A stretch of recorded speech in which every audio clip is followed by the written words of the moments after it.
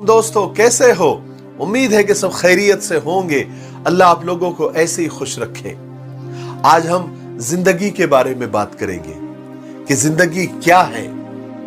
जिंदगी के बेशुमार रंग है, हर रंग उसका निराला है। हर एक का जिंदगी के बारे में एक नया ही फलसफा है। इस जहान रंगो बू में आप जिधर भी देखेंगे जिंदगी का हुस्न फैला हुआ है। अगर आप किसी बाग में चले जाए तो ऐसा लगता है कि इसी का नाम जिंदगी है। अगर आप किसी फूल से पूछे तो जवाब मिलेगा मुस्कुराहट का नाम जिंदगी है।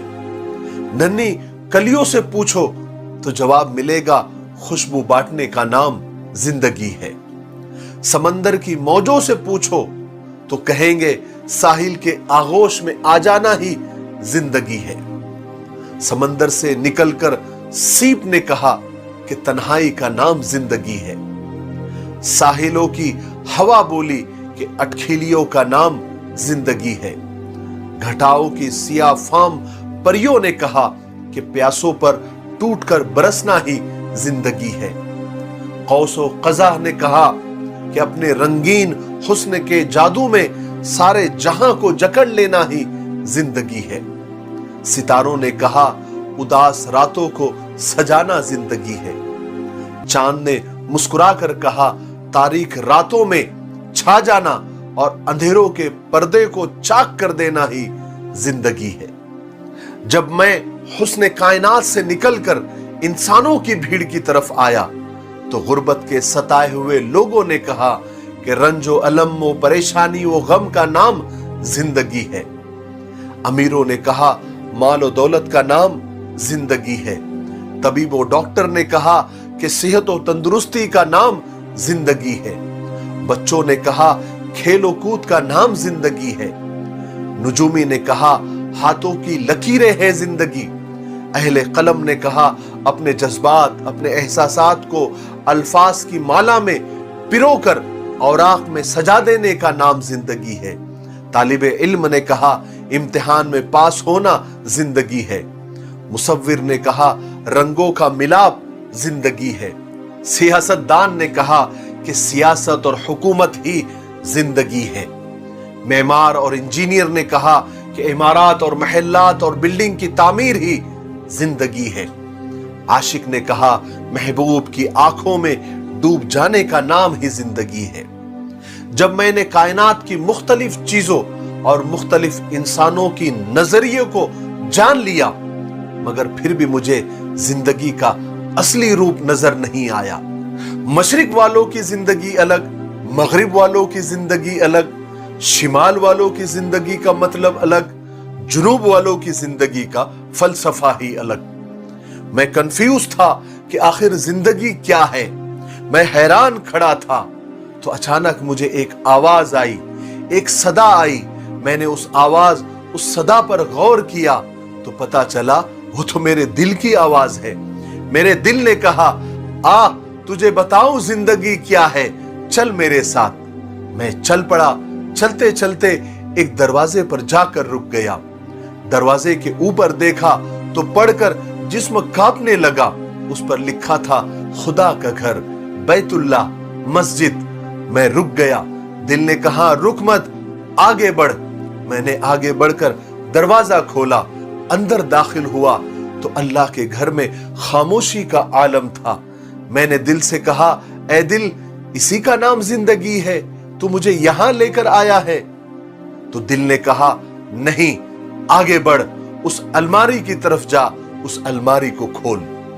मैंने अलमारी खोली तो उसमें मुख्तलिफ किताबें बेतरतीब पड़ी हुई थी। मैं खामोश था तो मैं चीख पड़ा कि ऐ दिल बता जिंदगी क्या है। तो दिल ने कहा सब्र कर, वो सामने गिलाफ में लिपटी हुई किताब को खोल। मैंने कांपते हुए हाथों से गिलाफ को उतारा तो उस किताब पर लिखा हुआ था कुरान मजीद। मैंने फर्त मोहब्बत से उसे चूमा, आंखों से लगाया। गरम गरम आंसू टपक कर रुखसार पर बहने लगे। मेरा वजूद थर थर कांपने लगा। तो दिल ने कहा उसे खोल।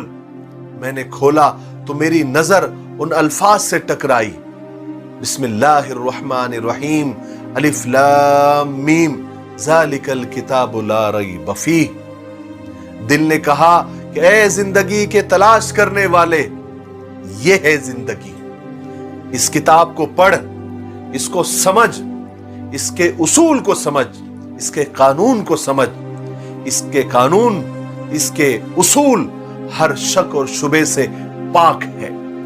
यही वो किताब है जिसकी रहनुमाई में, उसकी रहबरी में हमें अंधेरों से रोशनी में लाकर ये किताब छोड़ती है।